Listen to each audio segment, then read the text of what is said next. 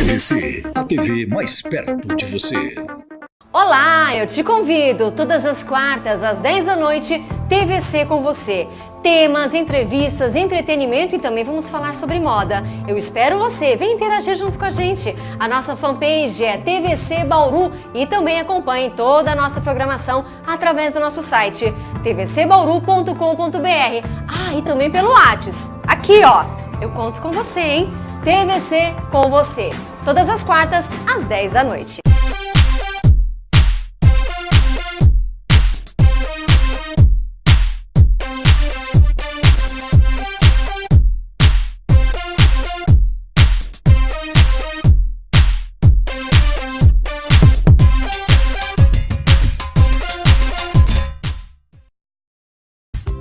Danatti Confeitaria. Pensou em festas? Bolo, confeitados, doces para festas e bolos caseiros. Aceitamos encomendas. 3208-1396. WhatsApp 99715-4069. Facebook Danatti Confeitaria. A confeitaria mais doce de Bauru. Tivemos um probleminha técnico, mas já está tudo resolvido por aqui, viu? TVC com você até às 11 horas da noite. Hoje vamos falar sobre a trajetória e também a história do maior médium que nós já tivemos, que é o Chico Xavier. Comigo ele, olá, querido palestrante, né, o nosso Tato Save. Tato Save, por que Tato Save? Eu devo esse apelido ao meu irmão, né? Antes de tudo, boa noite. Boa noite. A todos, meus amados. Obrigado pelo convite, viu? Mas então, Lê, eu nasci num dia 20 de setembro. Você acredita que todo dia do ano tem um santo?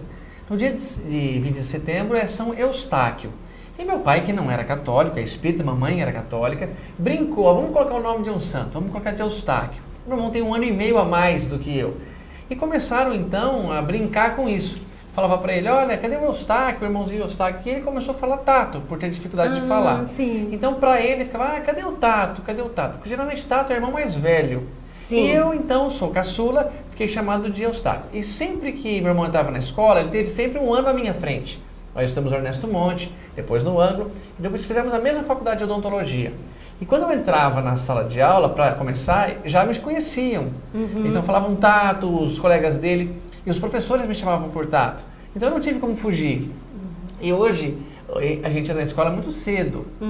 Geralmente com 2 aninhos, 3 já estamos frequentando a escola. Mas a gente entrava com 6, 5 e meio. Eu vim saber de Rogério bem mais tarde. Então quando numa chamada falou Rogério, eu falava, nossa, esse Rogério falta todo dia. Esse Rogério não vem nunca. nunca. Não vem nunca, né? Depois fiquei sabendo que era eu.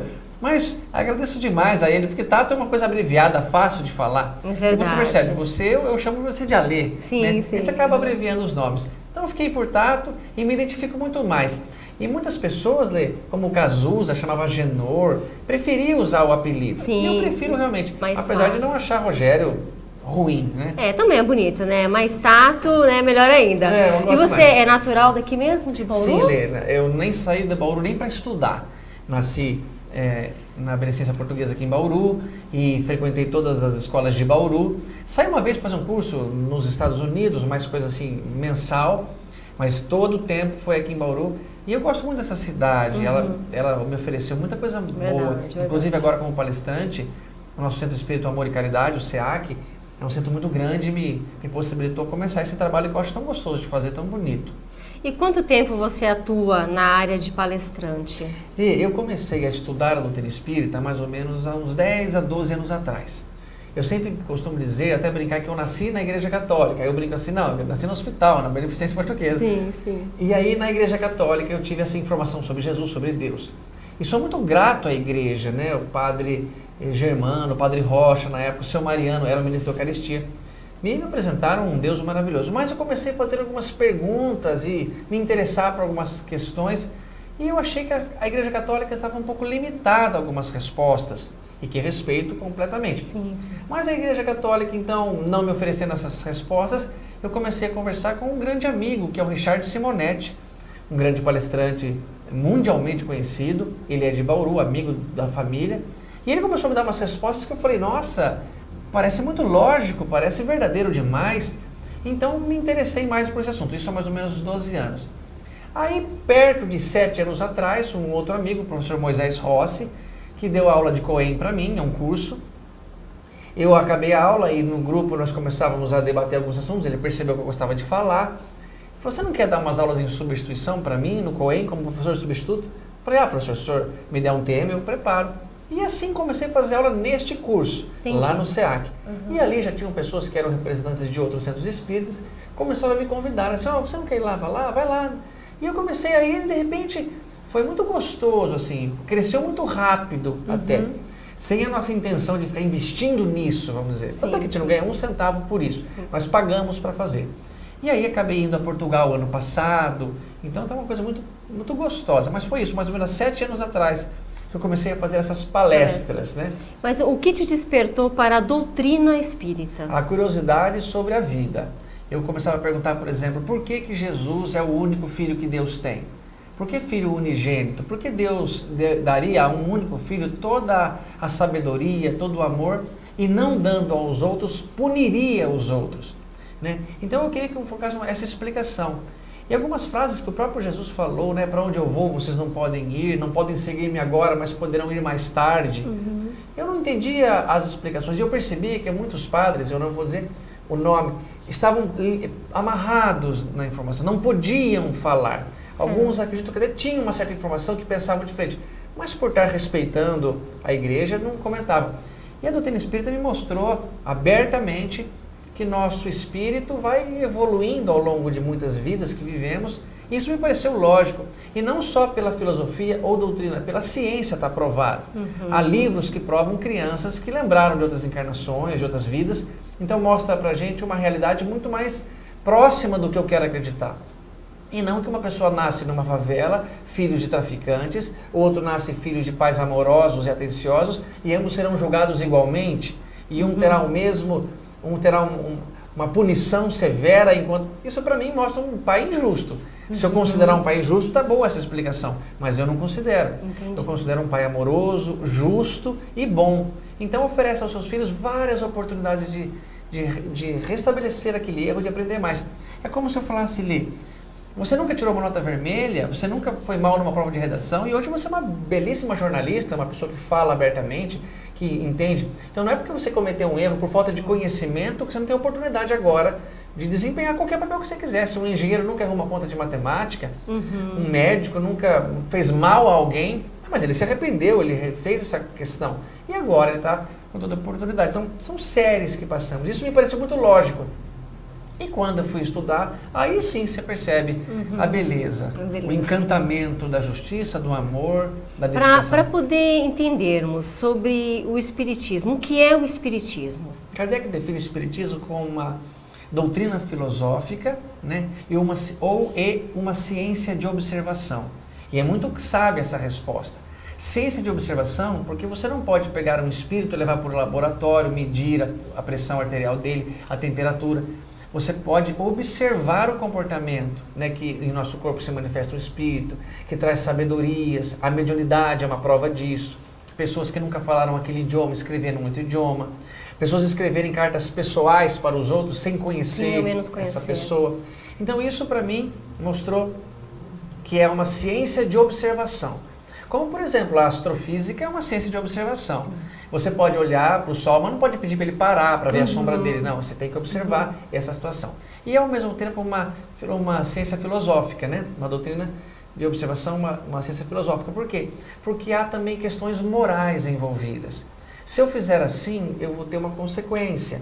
Então, por que eu não deveria fazer assim? Então, há um comportamento moral envolvido. Então, o Espiritismo é, ao mesmo tempo, uma ciência de observação e uma doutrina filosófica, por envolver moral. Tato, e qual é o objetivo da doutrina? Lê, eu acredito e entendo que o objetivo da doutrina é nos tornar melhores. É mostrar pra gente que se você cometeu um erro, se você errou, você terá a chance de refazer-se.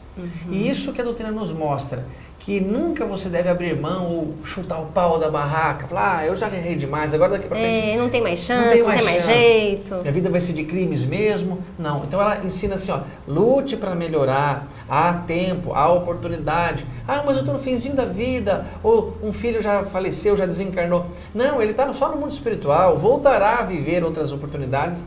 Então ela ensina isso, que nós estamos num caminho evolutivo, erramos porque somos ignorantes, É como se uma criatura que está tendo contato com uma nova ciência, uma nova matéria na escola, não sabe aquela matéria, quer aprender, mas erra naturalmente. Então a doutrina nos ensina isso, que quer nos melhorar, para um dia não sofrermos mais, não ter mais dores, porque a dor é consequência de um erro cometido. A dor não é um castigo que Deus dá porque ficou magoado, nada magoa Deus. Nós pintamos Deus à nossa imagem e semelhança, não ao contrário. Então o Deus do Velho Testamento é um Deus frágil, raivoso, odiento, vacilante. Isso é porque nós somos assim. Sim. Então eu atribuo a Deus uma situação que eu sou o que eu sinto, mas na verdade não é. Então o meu erro, a minha dor, fica só comigo, não vai magoar a Deus. Ele já sabia que isso aconteceria há muito tempo atrás, porque se magoaria agora? É como se eu ofendo você, Lê, aqui na nossa conversa, você fica uma semana magoado e depois passa. Você gastou uma semana para preparar, para trabalhar esse sentimento. Só que se você já soubesse disso há muito tempo atrás, você já trabalharia isso antes. Então não tem como explicar de uma maneira lógica que Deus se magoa, que Deus ficou triste, que Deus se arrependeu. Como no capítulo 6 de Gênesis, no Velho Testamento, o primeiro livro do Pentateuco, da Torá, fala que Deus se arrependeu de fazer o homem. Mas é um arrependimento estranho, porque o arrependimento é algo que você concorda que você cometeu um erro. Ele, você me desculpa, ontem eu falei tão grosseiro como você, estou arrependido. Mas eu errei. E uma criatura como Deus, um criador, Deus não é criatura, não pode se arrepender, porque ele não pode ter errado. Então, para mim, mostrava esses choques. Então, a doutrina espírita mostra pra gente que Deus não comete erros, que se você errou, ele permitiu que você errasse porque você precisava aprender alguma coisa, e a dor que você passa agora é porque você está pagando um erro. Como deitar no sol sem protetor e à noite não querer que arda. Exatamente. Não, precisa entender que não pode fazer isso. Lembrando que estamos também na transmissão simultânea através do nosso Face, TVC Bauru, e também através do nosso site, tvcbauru.com.br. Tato, vamos aproveitar e vamos mandar um beijo e um abraço a todos que estão nos assistindo nesse momento. Claro. Eu sabia que hoje ia bombar o meu programa com a participação do Tato Sabe. Minha amada. Marquinho Pires está com a gente. Marquinho, muito obrigada. Solange Silva, oi Alessandro, estou aqui. Oi Sol, um beijo para você. Olha quantos likes. Verdade. Olha quanto coraçãozinho. Como ajudar alguém com vício? Seria obsessores, espíritos obsessores? E também a Josemara Ribas, estou adorando. Obrigada, viu? Quem perguntou foi a Solange? A Solange, isso. Solange, é o seguinte. A respeito sobre o vício. Sobre o vício. Todos nós temos fraquezas. O obsessor, ele vai pegar nessa fraqueza que nós temos. Por exemplo, que eu quero prejudicar a Lê de algum modo. Eu não vou com a cara dela, eu tenho um passado com ela de milindre. E eu percebo que ela é uma pessoa que não bebe álcool nenhum. Eu não vou tentar fazer o alcoolismo dominar a vida dela. É difícil por esse caminho. Ela não tem... Então, o viciado já tem uma certa fraqueza, uma certa tendência. Alguma coisa que ele ficou chateado e deu uma porta de entrada a isso. Não são os obsessores que obrigam ele a fazer isso. O obsessor pode induzir a ele. O que sabe se ele tomasse uma cerveja agora? Ah, mas ainda é de manhã. Ah, só uma. Então ele vai pegar nesse ponto fraco. E pode ser qualquer outro ponto fraco. Pode ser infidelidade, pode ser o próprio vício, pode ser o jogo, né? Mas o obsessor, ele sempre vai estar somente estimulando mentalmente, vai lhe sugerir um pensamento. Agora, como ajudar um dependente químico? Varia do nível de dependência que ele está. Eu acho que as clínicas são fantásticas. Não pode abrir mão da ajuda da medicina, da psiquiatria, da psicologia. Isso é um caminho. Mas nunca se esqueça, que há o livre-arbítrio. Você pode ir até certo ponto com aquela pessoa. Exatamente. Mas por isso que há a beleza. E se ela errar a ponto de entrar numa overdose e morrer, ela só perdeu o corpo físico, ela volta ao mundo espiritual, prepara uma nova encarnação e depois continua o seu progresso. Então, ajudar assim, oferecer opiniões melhores, levar ajuda, assistir palestra, mas há um certo ponto que a gente sempre vai estar limitado. Daqui para frente não tem como. Vamos para um rápido intervalo, Tato? Vamos, claro. Daqui a pouquinho nós voltamos ainda hoje aqui no TVC com você. Tem a história e a trajetória de Chico Xavier. Não perca. TVC, a TV mais perto de você. Olá, eu te convido todas as quartas às 10 da noite, TVC com você. Temas, entrevistas, entretenimento e também vamos falar sobre moda. Eu espero você, vem interagir junto com a gente. A nossa fanpage é TVC Bauru e também acompanhe toda a nossa programação através do nosso site tvcbauru.com.br. Ah, e também pelo WhatsApp. Aqui, ó. eu conto com você, hein? TVC com você. Todas as quartas, às 10 da noite.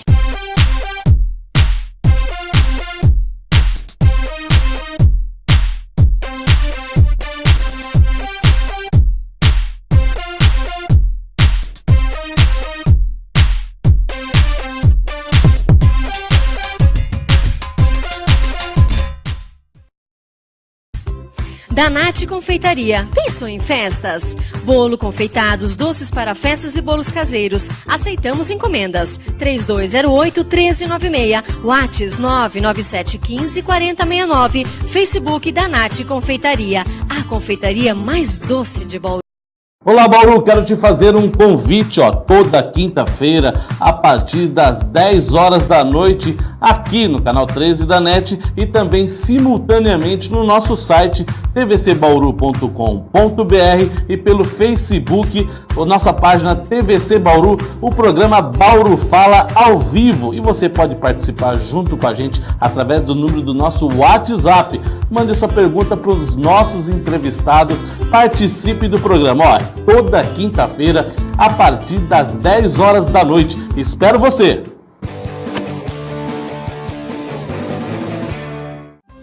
Fabi Pastel, venha saborear mais de 38 sabores, o melhor pastel de Bauru e região. Pastéis, refrigerantes e sucos. Terça, domingo, 18h30 às 23 horas. Avenida do Hipódromo, quadra 5. Fabi Pastel, o mais recheado. 3203-9570. NetDigit Telecom, a internet com sinal mais rápido, transmitido através da fibra ótica. Sua conexão garantida com muita qualidade e velocidade. Rua Antônio Alves, 3232, Vila Aeroporto. Telefone 3201-3000. Fique atento, não perca o sinal. NetDigit Telecom.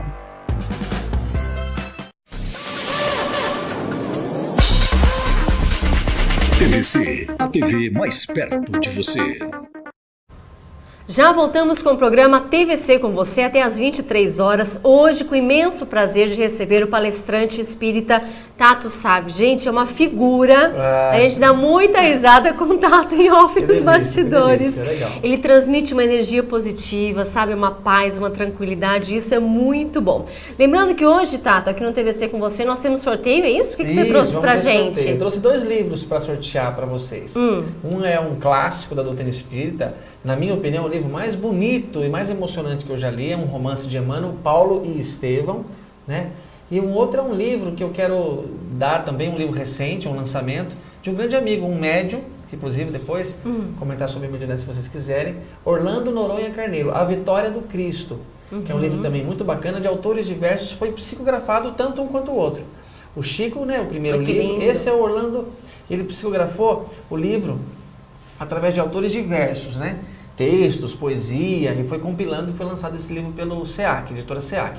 E outro foi um romance que o Emmanuel escreveu através do Chico. E o Chico escreveu esse livro com baixíssima formação instrutiva que ele tinha. Ele só estudou até a 4ª série. E se você ver nesse livro, a riqueza de detalhes, é o making of do Atos dos Apóstolos. Lindo, maravilhoso. E para você participar é fácil, basta você compartilhar o nosso programa que está ao vivo através do Facebook, tá bom? TVC Bauru, compartilha e você então já está concorrendo. Vamos sortear 2 pessoas? Tá? Vamos, 2 pessoas. 2 pessoas. Então tá bom, basta compartilhar. Tato, quero saber, como saber se a pessoa é médium? Interessante. A mediunidade é uma faculdade do corpo físico. É como você ter olhos claros, é como você ter uma pele negra, ou é como você ser homem ou mulher. Então você não consegue fazer um curso, como um curso de CNH, para ter o direito de dirigir ou ter o direito de ser médium. Certo. Tem gente que faz um COEM e fala, eu fiz o COEM, mas não sou médium, eu vou fazer outro. O que é COEM? COEM é o curso de orientação espíritas mediúnicos. É um curso que você faz para poder participar de uma reunião mediúnica com mais compostura, para você entender o que pode e não pode um espírito. Então, o espírito que deve estar cheio de amigos aqui com a gente, não pode derrubar esse copo d'água, não pode pegar o seu papel, eles não têm corpo físico para isso. E eles não podem induzir você a me ofender. Eles podem até falar assim, esse cara está tirando sarro de você, acho que você tem... E você fala, não vou fazer isso. Você que determina. Então, a mediunidade precisa entender isso. Você não adquire mediunidade por vontade ou por curso ou por qualquer coisa que você faça. Você nasce médium. Agora, como perceber que uma pessoa é médium? Médium. Quando ela apresentar qualquer característica de percepções do mundo espiritual, ver vultos ou ver espíritos, ela ouvir vozes e ter impressões, ter oscilações de humor muito rapidamente. Então, por exemplo, o Divaldo Pereira Franco, um grande médium que nós temos no nosso país. Ele dizia que percebeu-se médium quando ele ia num velório e ficava mais triste que a viúva. E ele ia num casamento e ficava mais feliz do que a noiva. Então, por que eu oscilo tanto assim? Então, ele percebeu que ele captava toda a energia emotiva dos espíritos que estavam ali. Então, se você percebe isso, oscilações de humor, se você tem desejos, às vezes, que não são compatíveis com você, um certo preconceito a alguma coisa, se você tem vontade de escrever alguma coisa ou ver, você pode, talvez, ser médium. E a mediunidade é difícil porque você percebe que há vários níveis e vários graus de mediunidade.